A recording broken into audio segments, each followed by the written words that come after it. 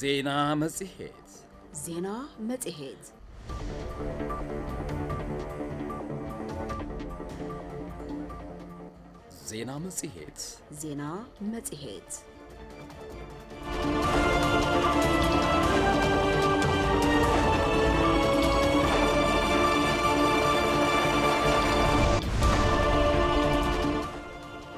سلام متعنا بلنا كبرات سماعتنا كمي تصنحو ازي 104.4 راديو اف ام مغلقيو زينا مزيت فليملو زينا مسيحة زعلت حصرتن زرزر زيناتاتن حاويسو صوصابات بيزنس كمون حافشة وصوصات سبورت وشتعادن وصان زكاتتيوم مس زيناتات مسيحة الساعة لما تسفاي سقاو مس مبيري دموز بمخانيو بمداي تكنيكي لمانا بحبارا لنا في الماقن عرست زيناك نقدم أب تقرأي أستاذ 4 مليون فلسي نمتكال مدب تتحيزو أدلاي زبالك الممدلاو كمستقبرة أب بيروح رشان حفظ تفترون تقرأي دايركتر لمعات حلوان أتأما دني أيت تسفاي تخلايمانو تقليتهم بانكي أبسينيا زلكات مغوص أقامان تساويرو أو وهبا قلقالتنا زمنا نبزي مبسحو زنا أديو حزبونة بانكي زجمر مسرحتي أبطنا غير قدصلو اللي قبائلا وانا دايركتر بعال مزل معات أصوات تقرأي دكتور محرات بيين منسي فيدرال أبل الألزبة تقرأي زكايدو زلو كل مدايو كل كلاسي إبو كم هزبي نخبيد محبرك قطباوت أقام تقالعنا نركبيلهم زلزرار بنا موغانات نبرتي كتمام على قبنن سقاعت قبنن مزلاقنيات المقراف بفليه تخراتي سرح المهلاو بيت صحفات بوليس فلا كتما قداماي ويانا قلصم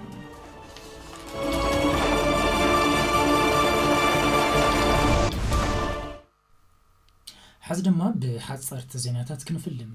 ابزي كرامات اساس 4 مليون فلسن متكال تليمو يسرح كم زلو بيروح رشانا في تفطرون تقراي افليطلهم ات بيرو نزي زفلطه برسات دني نمكلقلن حفتي تفطرون محوين علمو مس تفراليو مدارك تاكلات اب زسالطو وعلايو حلفي بيرو حرشانا في تفطرون تقراي اي تعلم برهان هاريفيو ابزي كرامات 39.8 مليون فلسي نمتكال تليمو يسرح كم زلو حبيرهم محواي حفتي تفطرو قبو كله زيقا يزبلو ايت عالم برهان حريفيو قداي حرشا بمنصر هلونا ندحنتن تقانيو يسرح كمزلو عملاقيتهم تفطر اون سب سرحان بدهوتات من كل مدايو مفراينتن سققر حرشان فتناتات خينوم كمزلو بمملخات النينو سلاحتاوي تسنتت عصوان كبان وشتاو تساقماتن دما تسارحتي يوميلوم مس مدارك تأكلات تنابيب كان تأساسير كان بزي مسرح برسات حفتي تفطرو يرأى بمهلو ستقوم متأسسار كلهم مدارك تأكلات يتقلب لهم أبي بيرو حرشا مكتل بيرو حلف زفر هاف تفطرو يناس كيدان بوغنم 10.9 هكتار مريت بفلسين مشفان إلنينو أبي قمت زأتو طلعك بسراحتي كمز سرحن قليصهم حملوي لمعتنا نقود أباوه هلاونا زبالو اتوم مكتل حلفي بيرو بكينات زبارة هاف تفطرو تقراي دحري وعلي بريتوريا ناب زنبرو نمملاس ملمعن محلو مكنخان مقرابن متقامن ممارصي انرجي قطابن سرح ولا كانت هلو حزون ناي ملأ حزبي تساتفون طبق مرحنت زدلي فتناتات الو يلوم بسنكي صنتتاو كينات اسات 50 بليون عنوتن كسران زبصحو شفان دن تግራይ نمحواي طبق حلوه زلاقنا يطاق مسرعات بتتاو شفان دن معباين بكونتات لوط اير زي سكون حملواي ايكونومي مهناصن كم زدلي اسميرملو كبل دمصو يانا تግራይ صبصي بلوم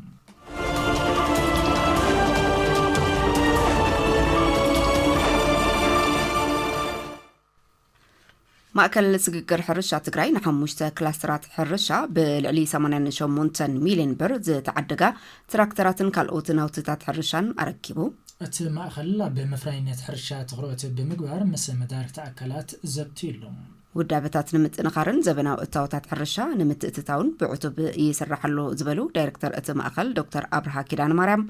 أب تقرأي مفراينة حرشان معباي ناي دحرة مرتي كيسارة نمنكين أب عداقا نستمر كسفرات حرشة نمفتارن يسرح مهلاون أفليتهم اتي مأخل نكلاس سرات حرشة أديابو أقسم خلت ولعلن حمطالن راي عزمون بالعلي 88 مليون برس عدقا تراكتراتن كالوتنا وتتات حرشان رخك فتسيملهم أما خاري مأخل سققر حرشة تقرأي دكتور إياسو أبرها اتن تراكترات قلبت حرستوت نزي مبخانن مفرينتن مسسانن حقسي مخانن بمقلات حرستوت بقبو أتا حزات تقيمهم مفرينتهم نكدنفعن معيدهم مدنفع مفراينة حرشة لو هزب سجراين موحاس جبارن زلو مختل وعلقدا كم زلو عبتيت سالت أزاتن رخك كبن تقليص وكبل تلفين تقراي صبسي بلون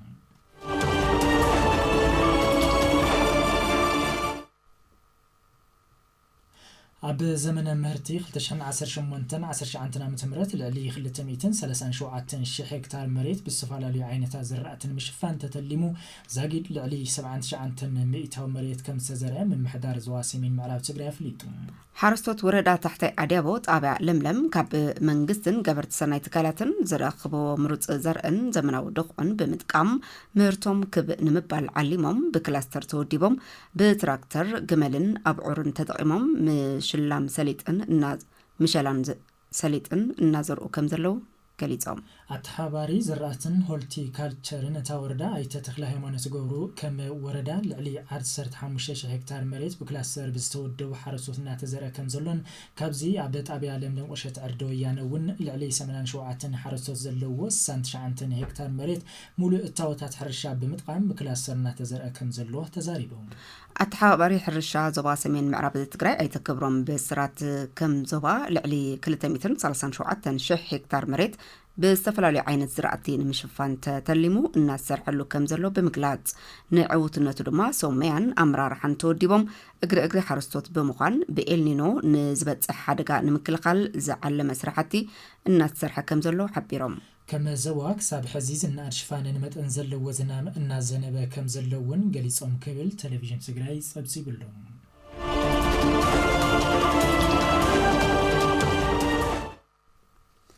هاجر سبكت مقالة ن 446 قدعات كينات دق أنستيو تقراي حجز 1 مليون بر أبركيتو هاجر سبكت مقالة مبل 27 عامس بعلى سيمة بسنا أبار القدس سينودس تقراين ليكا باباس هاجر سبكت مقالة بوصو أبن أساياسن مخنيات بمقباريو نز حجز أبركيت زلو أتي كان زباو حجز أب 4 مأخلات محبحبن محكمن أب سمين إز هوسبيتال أواش حبرة كوليج ملس أكادمن زركبا 446 وعروتات قدعات كينات تقرأيو تبركيتو زلو أبتي قوائي زخري بعلى سيمة ببسنا بوصو أبن أساياس وانا مكايد سراح قدس سينودس أورتودكس وايدو بيتكريستيان تقراين ليكا باباس هاجر سبكت زوا مبرع تقراين بوصو أبن مرها كريستوس ليكا باباس فرميناتوس أباس أبن سلاما كساتي برهن منفساو كوليج بوصو أبن يوحنس حويسم مقلقل تليك أونتيت هاجر سبكت ترخيبهم يوم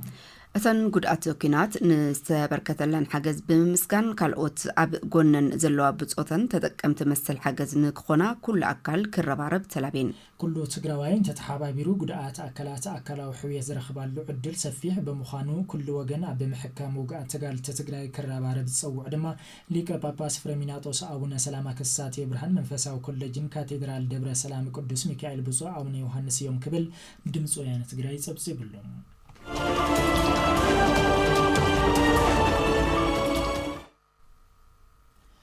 تكال جبار سنة يونيسيف بالعلي 85 بر زجازهم صحفة مسارحية بكفلا كتما سيمين زركبات أمرت كنكن مع حبرسب سي حاجز بركيتون حلافيت بيت صحفة زفرتك أمنة تصادفون حبرسب كفلا كتما سيمين ويزرو لملم تقلا كم زبلقو تكال يونيسيف أب زريا كللان دحنة هزانات سرح كوينو زي سي حاجز صحفة مسارحي زجبروت أمرت كنكن مع حبرسب بمتنخر تأجم حبرسب نكفتح نمكبار زعلومي قبل حبيران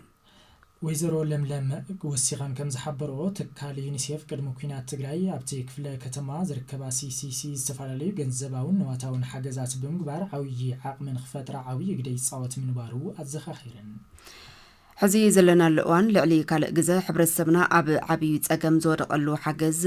دليلو إنا زلنا زبلا ويزرو لملم نزي مفتح دما ودابتات سي بمتنخر بعلنا نتحقاق زلو خونتات كنفتر يقبا قبلا تلابين بتوسخي بلا ويزرو لملم كما يونيسيف زبلو قبر سنة تكالات حاجز قبر لن انتخون بتمرت كنكن محبرسب سي زكب هفتي بأوانو نتزتاز أقام محبرسب كحجزن قلتنات كلو دما كلان سي عمتاو أوديتر كبات غبرا اللوان كبلا التحساسي بين سرحتنا محبراوي لمعات يونيسيف ويزرو قديت تسفاي بوغنن كم زبلو اتتكال أبتي كفل كتما مس 4 أبات حتاناتن إسراع بيت حبرسبن أب زراء مكلخل تقعت حتانات مسارت زجبرة نحبر السب جنزاب نمفتر ذات كم ذات خيدة ገሊፀን ክብል ሓበሬታን ርከብን ክፍለ ከተማ ሰሜን ጸብጺቡ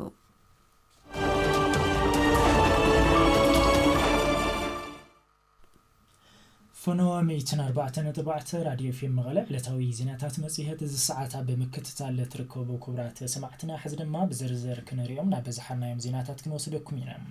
ኣብ ትግራይ 14 ሚልዮን ፈልሲ ንምትካል መደብ ተታሒዙ ኣድላይ ዘበለ ቅድመ ምድላው ከም ዝተገበረ ኣብ ቢሮ ሕርሻን ሃብቲ ተፈጥሮን ትግራይ ዳይሬክተር ልምዓት ሓለዋን ኣጠቓቕማ ደኒ ኣይተ ተስፋይ ተክለ ሃይማኖት ገሊጾም እቶም ዳይሬክተር ነዚ ገለጹ ኣብ ክረምታዊ መደባት ተኸላፈልሲ ኣድሂቦም ንሚድያታት ኣብ ዝሃብዎ መግለጺኡ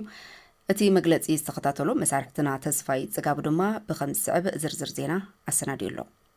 ብስንኪ ጸንተታው ኩናት ዝበረሰ ሃፍቲ ተፈጥሮ ትግራይን ምሕዋይን ብዝተፈላለዩ መንገዲ ዝበርስ ዘሎ ሽፋን ደን ትግራይን ምልማዕን ዝዓለመ ሓምለዋይ ልምዓት ንምድንፋዕ ኩለ መዳይ ማእቶትናን ንምውሓስ ህልውናናን ድሕነትናን ብዝብል መሪ ሓሳብ ኣብ ትግራይ 14 ሚልዮን ፈልሲ ክትካል መደብ ተታሒዙ ኣድላይ ዘበለ ቅድመ ምድላው ከም ዝተገበረ ኣብ ቢሮ ሕርሻን ሃብቲ ተፈጥሮን ትግራይ ዳይሬክተር ልምዓት ሓለዋን ኣጠቓቕማን ደኒ ኣይተ ተስፋይ ተክለ ሃይማኖት ገሊጾም نفسنا هو تاوي عقب حمد ماين قبل حفنا يتلمي 9 مئتاوي فصيمنا هنا زي ادمن حزبنا اب كل زلو خونات كوينو غراتو تصاويرو ابناي لمع فرح زغورو زلو نتفت ازيوز مسكين هو مسرت كينا هنديرلنا 38 مليون 367 شوعة 211 96 مئتاوي نتخلا بوقعيو إلنا أدالنا مزيتا تحيزو تناي غدغاد مدلاو صلاحتناون كافتي أدالنا لنا فلسي 7 مئتاوي غدغاد تدالي سكاب زحلفت هم زنبرنا مرداتها يزيمات نايزي اوريدي اب تግራይ ሲጣዕሚ ማሕንቆና ጠልን ሓመድ ልሙዕነት ሽግሪ ስለዚህ ነዚ ልፈትሕውን ክንሰርሕ ኣለና ኢልና እዚ ቢጠልዕ ዓቀብቲ ስትራክቸር 73 ሚእታዊኡ ቢጠልዕ ዓቀብቲ ስትራክቸር ተደግፉ እዩ ማለት ናይ ሓመድ ልሙዕነት ጸገም ንምፍታሕውን ያው ካፍቲ ፈልሲ 46 ሚእታዊኡ ድኽኡ ተገይሩሉ እዩ ማለት ነዚ ክረምታው መደብ ምትካል ፈልሲ ዕውትን ምግባር ልዕሊ 1.8 ሚልዮን ህዝቢ ዘሳተፍ ሓደ ሰብ 30 ፈልሲ ብምትካል ኣብ ልምዓትን ሕውየትን ትግራይ እጃሙኩ ዋጻ ይግባእ ክብሉ ኣመላኺቶም ናይዚ ዓመት እዚ መሪሕ ቃል ተኸላና ሓምለዋይ ልምዓት ንምድንፋዕ ኩለ መዳይ ማእቶትና ንምውሓት ህልውናናን ድሕነትናን ዝብሊቲ ቴማ ሕጂ ዓመት ንጥቀመሉ ዘለና ኣብ ተኸላና በዚ መሰረት ኣብ ተኸላ እዚ ዓመት 1.8 ሚልዮን ህዝቢ ክኸትት እዩ ክሳተፍ እዩ ኢልና ተሊምና ኣለና ሓደ ሰብ 30 ፈልሲ ክተክለሎ ኢልና የለና በዛ ረሾ እዚኣ ክየድ እንከሎ በቲ ህዝቢ እዚ እውን ክርአ እንከሎ ካብ ሓደ እስካብ 2 መዓልቲ ተኸላና ክጠቃነ ይኽእል ዝብል ተሊምና ኣለና ኣብዚ ክረምቲ ዝተከል ፈልሲ ፍሉይ ዝገብሮ ኣብዚ እዋን ኣብ ትግራይ ጋጢም ዘሎ ሕፅረት ዝናብ ዕንቅፋት ከይኾን ስጋት ከም ዘሎ ዝገለጽ ኮይኖም ይኹን እምበር ዘዝነጠወት ማይ ናብ ረብሓን ሙዓል ጠላዕ ዓቀብ ስራሕቲ ብምስላት ተኽሊ ኣብ እዋን ንምትካል ኩሉ ህዝቢ ከቲቱ ተግባራዊ ስራሕ ንምስራሕ ግደ መራርሓ ዕዘዝ ምዃኑ ኣረድዮም ናይ ሎም ዓመት ነካይዶ ተኸላ ካብ ዝሓለፉ ግዜታት ፍሉይ ዝገብሮ ቱ ናይ ገጢምና ዝንሄ ናይ ኢሊኖ ሓደጋ ስለዚ እዚ ናይ ኢሊኖ ሓደጋ እዚ ናይ ድርቂ ሓደጋ እዚ ኦሬዲ ብዝተፈለየ ክምራሕ ክእለሉ ቀልጢፍካ ወዲኻ ምጻእ ሓደ መፍትሒ እዩ ዝኸውን ማለት እዩ ተኽልውን ናይ ጠልዕ ዕድል ይረክብ ናይ ምጽዳዕ ዕድል እውን ይህልዮ ማለት ቶሎ ናብ ተኸላ ስራሕቲ ክተኽእለሉ ኩሉ ህዝቢ ድማ ክኸትት ክኽእለሉ ምክንያቱ ኣብታል ተባለታ መዓልቲ ክትውዳእ እንትኸይና ከም ታልበልክዎ ያው ኩሉ ሕብረተሰብ ክኸትት ክኽእለሉ ስለዚ ነዚያ እውን እተን መራርሓ ኮሚትመንት ክመርሓ ክኽእለሉ እቲ በዓል ሞያ ነዚያ ብደንቢ ክመርሓ ክኽእለሉ ምስ ህዝቢ ምርዳእ ክገብር ክኽእለሉ ስለዚ ኣብ ዝተረኸበ ጠሊ ቶሎ ኢሉ ተኺሉ ዝወፀሉ ኩነታት ክመቻቸ ክኽእለሉ ኣብ መወዳእታ ድማ ኣብ ትግራይ ጋጢም ዘሎ ኩለ መዳያዊ ጸገም ንምቕራፍን መናብሩ ሕብረተሰብ ንምሕያሽን ሕብረተሰብ ዘሳትፉ ስራሕቲ ልምዓት ምስላጥ ወሳኒ እዩ ዝበሉ ኣይተ ተስፋይ ኣብዚ ጉዳይ ሰሙያ ኣካላት ኣድላይ ዘበለ ደገፍን ክትትልን ክገብሩ ይግባእ ክብሉ ኣመላኺቶም ናይ ሕዚ ጋጢሙ ዝኒና ኢሊኖ ሓደጋታት እውን ኦሬዲ ብዙሕ ግዜ ተመክሮ ኣለዎ እቲ ህዝቢ ነዚ ክጻወር ዝኽእል ነዚ ክኸውን ዝኽእል ስራሕቲ ክሰርሕ ክእል ኣለዎ ኣብ መነባብርኡ ሓጋዚ ዝኾነ ነገር ክሰርሕ ክእል ኣለዎ ጎና ጎኒት ናይ ልምዓት ስራሕቲ ብውልቁ እውን ናይ መነባብርኡ ዘመሓሸሉ ስራሕቲ ብዙሕ ኣብ ገደንኡ ኣብ ካልኣትን ክሰርሕ ክእል ኣለዎ ቶሎ ክወፅሑ ዝኽእሉ ዝራእቲ ክዘርእ ክእል ኣለዎ ካልኣት ናብርኡ ዘጠቕሙ ነገር እውን ክሰርሕ ክእል ኣለዎ ዝብል መልእኽቲ ኣለኒ ህዝቢ ንሕጋዝ ሓላፍነትካ ምውፃእ እዚ ህዝቢ እዚ ይሽቅል ሎ ለይቲ ቀትርን ስለዚ ተመራርሓ እውን ክሕግዞ ኣለዎ በዓል ሞያ እውን ክሕግዞ ከሎ ኣይኻ ክበሃል ክእል ኣለዎ ህዝቢ እዚና እቲ በዓል ሞያና እውን ኣብዚ ጉዳይ እዚ ብደንቢ ስራሕቲ ብግዜ የለን መንፈስ ክፍፀሙ ክገብር ክእል ኣለዎ ማለት بتمساسل زينا حرساي تግራይ ጠብ ዝበለት ማይ ብምዕቃብን ናብ ረብሓ ብምቕያርን ከጋጥም ካብ ዝኽእል ሓደጋ ደርቂ ክከላኸል ይግባእ ኢሎም ሓላፊ ዘፈር ዝራእቲ ሆርቲ ካልቸርን ምክትል ሓላፊ ቢሮ ሕርሻን ሃፍቲ ተፈጥሮን ትግራይ ኣይተ ኣበራ ከደነው نزي تكبرون مقبار دما كابل عليك سابي تحتي توادي خان تردادي خان مسرح وسان إيلوم ميري دموز وسخلوام ዘለና ሉ ኩነታት ብዝግባእ ብምርዳእ ጠብ ዝበለት ዝናብ ተጠቂምካ ቀልጢፎም ክባፅሑ ዝኽእሉ ዝራእቲ ምዝራእን ዝተዋደደ ናይ ማይ ምዕቋር ስራሕቲ ምስራሕን አገዳሲ ዝበሉ ሓላፊ ዘፈርእ ዝራእቲ ሆርቲካልቸርን ምክትል ሓላፊ ቢሮ ሕርሻን ሃብቲ ተፈጥሮን ትግራይ አይተ አበራ ከደነው ከም ቢሮ እቲ ዘሎ ኩነታት ብምግንዛብ ምስ ዝምልከቶም አካላት ዝተፈላለዩ ስራሕቲ እናተወገነ ምህለው አገንዚቦም ትናማይ ኩነታት ዘንጊዑ ናሚእታ ኩነታት ኣሎ ቀዲሙ ናይ ሙፃእ ኩነታት ኣሎ ኣብ ማእኸል እውን ናይ ምቆራት ድራይ ስፔል ባሎ ሓደ ዝናብ ናፍቲ ሓደ ዝናብ ማለት ብጣዕሚ ነዊሕ ግዜ ማለት ሓደ ግዜ ደም በዝሕ ይወቅዕሞ ጠጠው ይብል ማለት እቲ ተኽሊ ዝደልየሉ እዋን ብጣዕሚ ሓደጋ ልኾን ማለት ተኽሊ ማይ ሱቕላ ስለላሃው ኸያ ኾን ይጥቀም ደልያ መዓልተላ ፍታል ደልያ መዓልተ ከይረክብ ይኽእል ማይ ይቆራረጽሞ ድራይ ስፔል ልበሃል ኣለዎ ተባሂሉ በዚ አንጻር ግን ታይና ጌርና ምስ ሓደጋ ምክልኻል ኩል ግዜ በሓባሪና ንሰርሕ ማለት እዩ ሜትሮሎጂ እውን በብእዋኑ ሓበሬታ ልበና ሕዚ ሜትሮሎጂ እውን ዛይ ዝብል ዘሎ አለ ቀዲሙ ነፃቃው ሓመድ ማይ ሰራሕናዩ ጽቡቕ ስራሕ ኣሎ ምስ ናይ ተሓራሲ መሬታት ተኣሳሲርና ኢና መብዛሕትኡ سرحنا يزلنا هذه جن يتمرح عقال جن ما ينا مجمرة يلو أنا بأقواه مريح عم خاد كفتطر سلزي هاي خونا له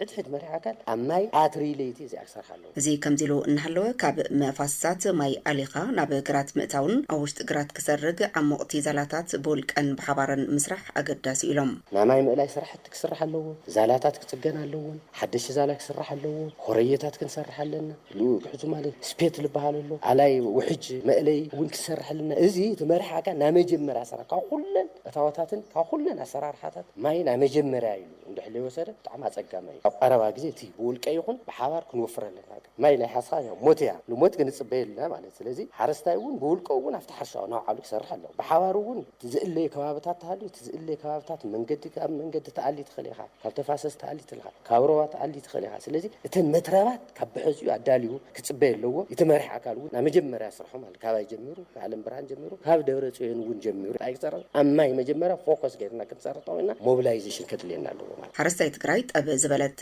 ዝናብ ብዝግባ እንተዳ ዓቂቡ ከጋጥም ካብ ዝኽእል ሓደጋ ደርቂ ኣብ ምክልኻል ዝለዓለ ግደ ስለዘሎ ናብ ረብሓን ክውዕል ክስርሐሉ ይግባእ ክብሉ አይተ አበራ መልእኽቶም ኣሕሊፎም ማይ ቆራርጹ ለማለት ሓደ ግዜ በጣም ብዙ ማይ ወቅዕሞ ለሶሙን ለአኽሉ ልትተኽሊ ይጸንሕ ደሞ ሓደ ግዜ ዋላ ድኽልተ ሶሙን ለአኽሉ ከወቅዕ ይኽእል ሕዚ ተቆራረጸ ማለት ማይ የለይ ማለት አይደል ስለዚህ እዛ ተቆራረጸት ማይ እንድሕል ሒዝናያ አፍቲ መሬት አላ ማለት after مريت تحلى أتتخلي بزدل قوة كتكمل لا يخلي سلزي انتحل عقبنا يا تاماي إتي حدا جازبنا يو كندتي زو صح حدا أير صحن 100% ون كنفرين خلينا انتحل يخونا جن ملو بملو ون كي يطعنا يخلي ماله سلزي ما تقرار يو زنج عتو قلت في وقت ماله هذا ما يلي ماله تاعه لينا تألم عكاز لينا تعقبنا يا نالو ما أنت جن ولا حدا سو من حدا جزء توقعوا أبزي أتحزنا يا لسو من اللو ماله الناس سلزي تنهاي تألم عكاز صراحة نا من وارن لي من وارن سلخن حلاتنا تخرج غيرنا كنصرح لنا بالحساب سلازلني منجستي فيدرال بلعل حزب السجراء زكايدو زلوك لمدياو كلكلا سعيبو كم حزبين خبيد محبرا قطوا وصقم تقالعنا نركبيلهم زرارمنا يموغنات نمرتي كتمام مقلم يخون امبر اتوم تصقمات كنفتحهم كم تقارو حدنتنا استيمنا عرس مركوسانا بمعباي وشتاوي اتوتنا كندم في إقباء كبرو اتوم موغنات ملأختهم احلفو مالو قبرو هالدانيل መንግስቲ ፌደራል ኣብ ልዕሊ ህዝቢ ትግራይ ዘካይዶ ዘሎ ኩለ መድያዊ ክልከላ በጀትን ካልኦት መሰረታዊ ግልጋሎት ነሲዒቡ ንኸቢድ ማሕበራዊ ቁጠባዊ ቅልውላው ተቃሊዕ ይርከብ ክብሉ ገለ ዘዘራርቡና እዮም ነበርቲ ከተማ መቐለ ገሊፆም ሞስመይ ባይራይዘርን ይበሃል ጽቡቕሞ ኣብቲ ሕዚ ኩነታት ንሪኦ ዘለና ኣብቲ ክባን ዕፅዋን ኣብቲ ዘሎ በጀት ኣብ ትግራይ ዘሎ ዓብዪ ፀገም ከም ዘሎ ፍሉጥ እዩ ይኹን እምበር ብቶ ዘለና ፀገም እውን ሕብረተሰብና ኣብ ፀገም ኣብ ዘለሉ እዋን እውን ፀገም ኮይኑ ኩነታት ዘካይዶ ዘሎ ማለት ና ሕዚ እውን ኣብ ፀገም ኢና ዘለና ብጣዕሚ ዓብዪ ፀገም እዩ ዘሎ ትግራይ ኩነታቱን አሸጋሪና ዘለንም ዓብዪ ፀገም ኢሉ ፌደራል እውን ዝግበር ዘሎ ናይ በጀት ዕፅዋ ኣብ ሓደጋ ይውፅሕና ዘሎ ክብለካ ተስፋይ መንገሻ በቃ ትመነሰይ ትሪያ ለኻ ብሰንኪ ዘሎ ናይ ዕፅዋን ክባን ፀገም ምስቱ ኩነታት እውን ተተሓሒዙ በርግፅ ናብ ሓዘይ ዘሎ እቲ ኢኮኖሚ ብጣዕሚ ተዓፅዩ ዘሎ ብጣዕሚ ኢና ሕዚ ኣብ ኣንደር እንታይ ዝበሃልና ዘለና ማለት እዩ ዕፅዋን ክባንሲ ብጣዕሚ ፀሊና እዩ ዘሎ በርግፅ ምናልባት እንታይ ሓሲቦ እንተኢልካ ያው እዚ ፖለቲካ እዩ ንዖም ከም ዝጠቕሞ ይገብር ዘሎ ማለት እዩ እቲ መንእሰይ ውሒዙ ካብቲ ዓዲ ወፂኡ በቃ ካብ ስራሕ ኣልባ ክኾን ከም ዓዲ ከዓነይ ደው ንኸይኑ ሓሲቡ ክኾን ይኽእል እዩ እንደየናይ ዝኣክል ሲሉ ጨካኒ ዝኾነ ኣረመኔያዊ ዝኾነ ጨፍጫፍ ከም ሓደ أكل هذا حسيب كاسي نشتري هالرهاي زي ولو سنتتي فصيمنا برجس نتزلنا عقمي نمدخان كم هزوي تعم حيلنا زغنا اللي تلو مثلا نسيو تمجسي لذا حس حيلنا صدقيموس بدرادي خون ببجت بناي حكمنا قلبلت مرحني أمسداد عطاتينا زلب يخون امبر حزب تግራይ ንሰላም ዘለዎ ባህግን ድልየትን ዘመላኽት ንኹሎም ጸገማት ተጻዊሩ ብትዕግስቲ ጽበሎ ዝበሉ ቶም ወገናት ስለዝኾነ መንግስቲ ፌደራል እቶም ክልከላታት ብሰላማዊ መንገዲ ክፈትሖም ይግባእ ክብሉ ጻውዒቶም ኣቕሪቦም በፌደራል መንግስት ዝገብሮ ዘሎ ብልዕሊ ትግራይ ጆኖሳይዳዊ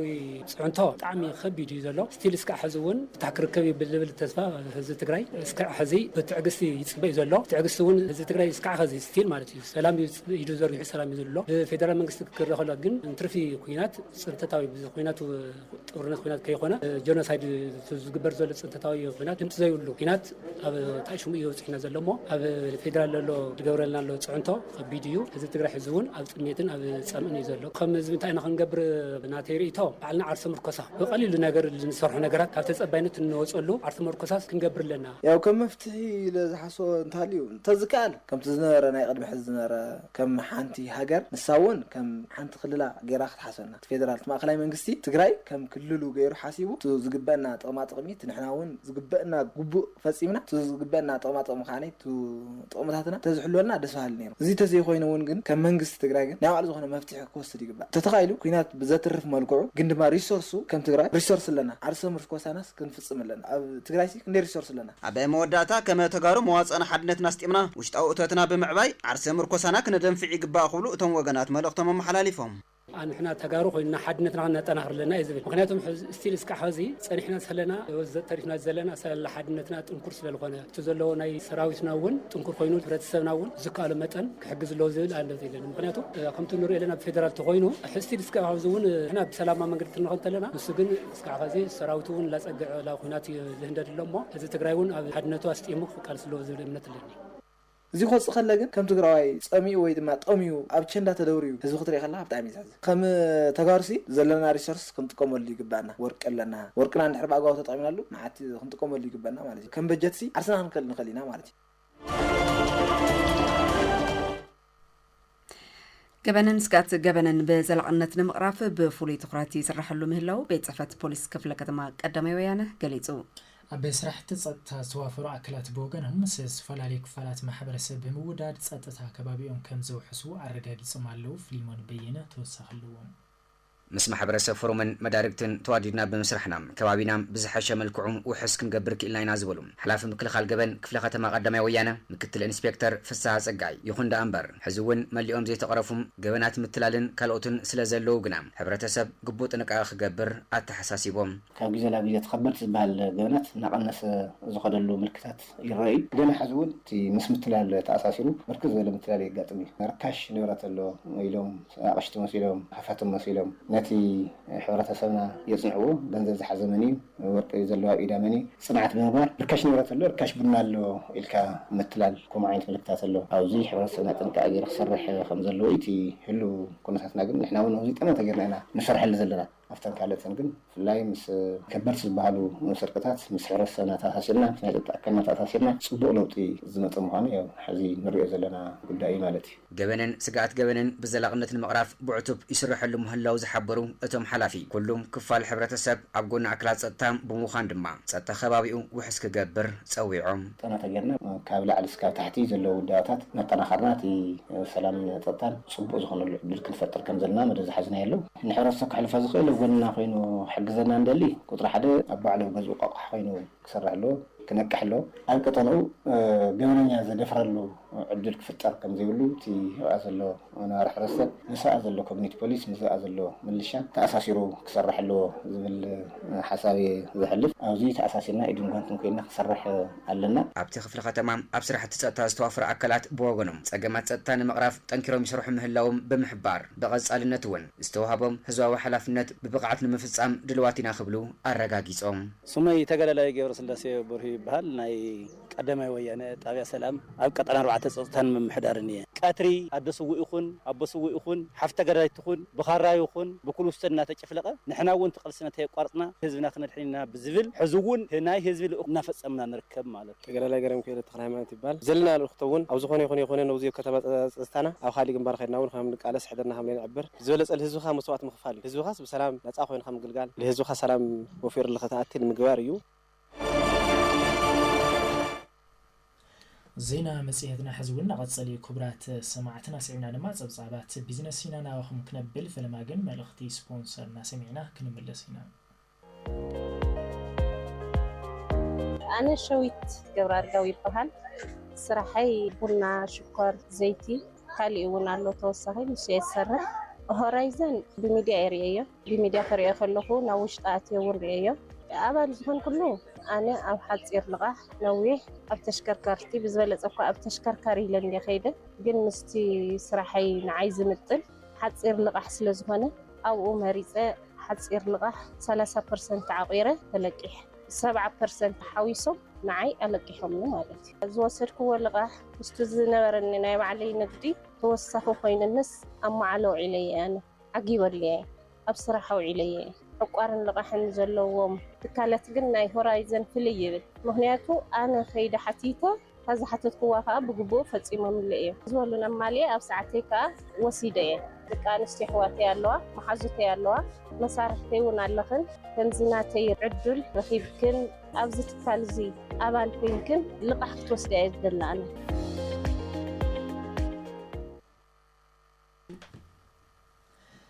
ባንኪ አቢሲኒያ ዘጋጠመ ወጸገማት ተጻዊሩ አብ አዋህባ ግልጋሎቱን ናዘመነን አብዚ መብጽሑ ዝናልዩ ሕዝብነት ባንኪ ጀምሮም ስራሕቲ አጠናኺር ቀጽሎ ሊግባኢልን ዋና ዳይሬክተር በዓል መዝል ማዓቶት ትግራይ ዶክተር ምሕረት በየነ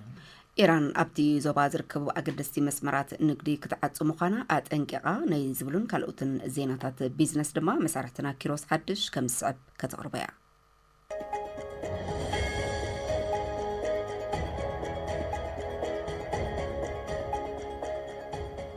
يمسكن مس زينات بيزنس زعلت كيروس حدوش حبيركم كتصنحيه فلمانا بزحرخو وزينا كسكركم ايران ابت زوبا زركبا قدست مسمرات نغرك تعصو مخانا اطنقيقلا سراويت امريكا اب لعلت هاجر توسخي متقعتات دحر مفصامو يا تهران نت مطنققتا هبازلا مصابو هرمز قدب تغيرلو كمصنح زفلطو حيلታት حلوا اسلاماو ثوره ايران خلوت افرغتاتن مسمرات ندادي غازن كعصو كمزخلو اميتملو قدم حزون مسمر قيح بحري عطوه كم زخلو أفراريحهم من بارم يذكر تشاينا كاب جزناب جزء قطبة أي زحل كم زلوا جليسة علاو تبتاب عمتها وتوت تشاينا مالتون GDP نايت هاجر كم زمالة خطرمة تي أب علمنا بخل أي بركز سرع قطبة أب زحلفة خل أي ربعين إذا عمت تحت بتجبرلو ب4 3 مئة وترح أبيت RU كم زلوا دمات حبير له نزد دما من كايد ألواتن كنات إيران نتسلوا كم زنبرو جليس لو يبل رويترز حزوة زوجة حبريتها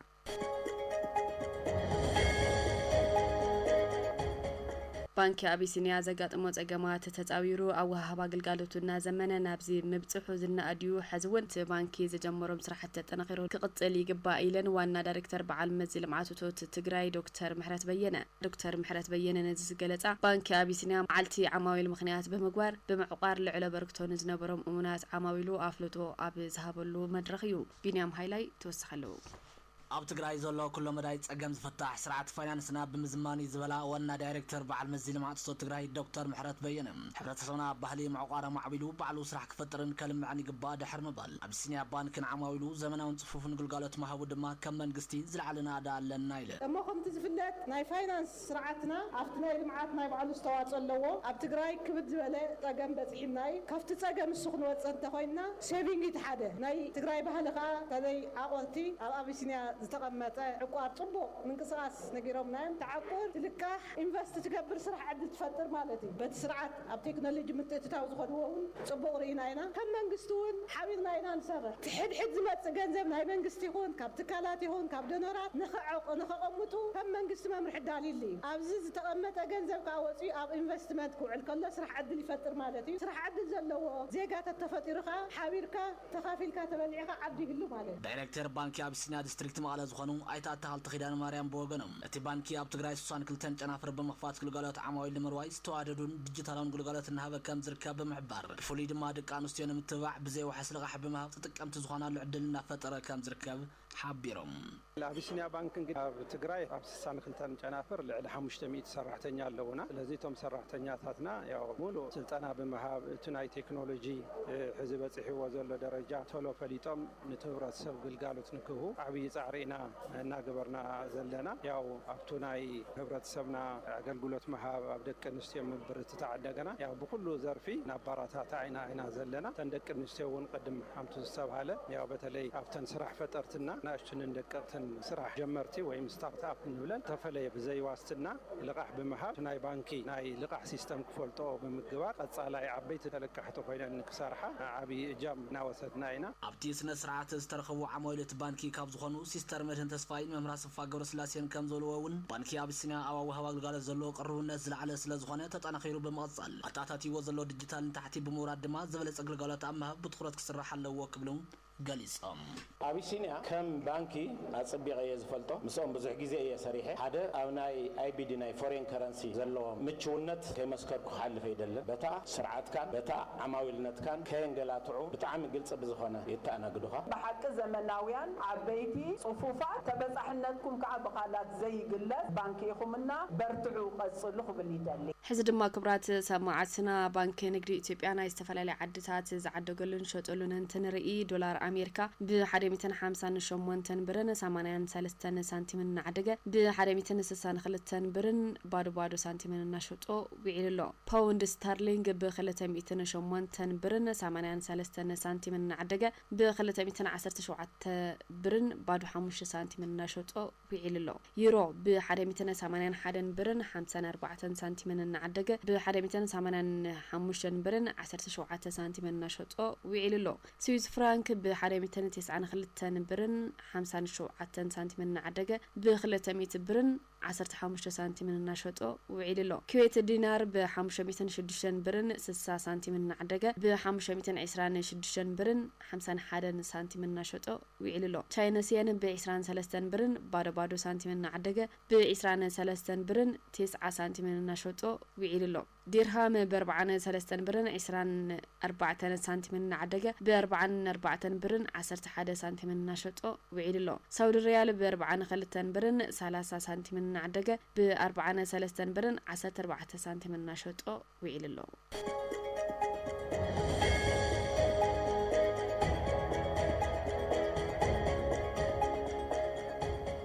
ዋጋ ወርቅ ከነረተለና ድማ ክብራት ሰማዓትና ን1 ግራም 24 ካራት ወርቂ ብ20832 ብርን 26 ሳንቲም እናተሸጠ ውዒልሎ 22 ካራት ወርቂ ብ19124 ብርን ባዶ 3 ሳንቲም እናተሸጠ ውዒልሎ 21 ካራት ወርቂ ድማ ብ18228 ብርን 23 ሳንቲም እናተሸጠ ውዒልሎ 18 ካራት ወርቂ ብ15624 برن 10 سنتيم ناتشطه وعيللو 14 كارات ورقي ب12186 برن 87 سنتيم ناتشطه وعيللو يمسكن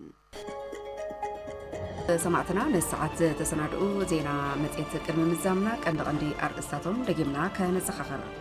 ኣብ ትግራይ ኣስታት 40 ሚሊዮን ፈልሲ ንምትካል መደብ ተተሓይዙ ኣድላይ ዘበለ ቅድመ ምድላው ከም ዝተገብረ ኣብ ቢሮ ሕርሻን ሃፍቲ ተፈጥሮን ትግራይ ዳይሬክተር ልምዓት ሓለዋን ኣጠቓቕማ ደኒ ኣይተ ተስፋይ ተክለሃይማኖት ገሊፆም ባንኪ አቢሲኒያ ዘጋጥሞ ፀገማት ተጻውሩ ኣብ ባህራ ግልጋሎት እናዘመነን ኣብዚ ምብፅሑ ዝናኣድዩ ሕዚ እውን እቲ ባንኪ ዝጀመሮም ስራሕቲ ኣጠናኺሩ ክቅፅሉ ይግባእ ዋና ዳይሬክተር በዓል መዚ ልምዓት እቶት ትግራይ ዶክተር ምሕረት በየነ መንግስቲ ፌደራል ኣብ ልዕሊ ህዝቢ ትግራይ ዘካይዶ ዘሎ ኩሉ መዳያዊ ክልከላ ስዒቡ ከም ህዝቢ ንኸቢድ ማሕበረ ቁጠባዊ ፀገም ተቃሊዕና ንርከብ ኢሎም ዘዘራርብናዮም ወገናት ነበርቲ ከተማ መቐለ ገበነን ስጋኣት ገበነን ዘላቕነት ምቕራፍ ፍሉይ ትኩረት ይስርሐሉ ምህላው ቤት ጽሕፈት ፖሊስ ክልል ከተማ ቀዳማይ ወያነ ገሊጹ ንሰዓት ዝተዳለዉ ዜናታት መጽሔት ነዚኦም መስሉ ነይሮም ዜናታት መጽሔት ሰዓት ኣነ ተስፋይ ጽጋው ሰሜሪ ደሞዝ ብምዃኑ ብመዳይ ቴክኒክ ሚካኤል ማን ሓይርናኩም ጽንሕና ዜናታትና ኣብዚኹም ቤትና ምስ ዝዝርፉ ካልኦት ምድላዋት ኮይኖም እትን 4 ሬድዮ ኤፍኤም ወለ ሰናይ ጽሑፍ ኮነኩም ተመኒና ሰላም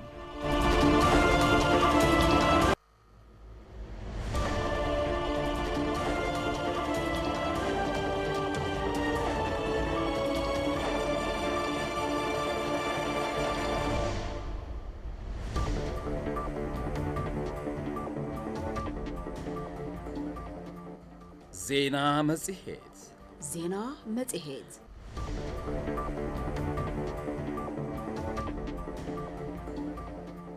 ዜና መጽሔት ዜና መጽሔት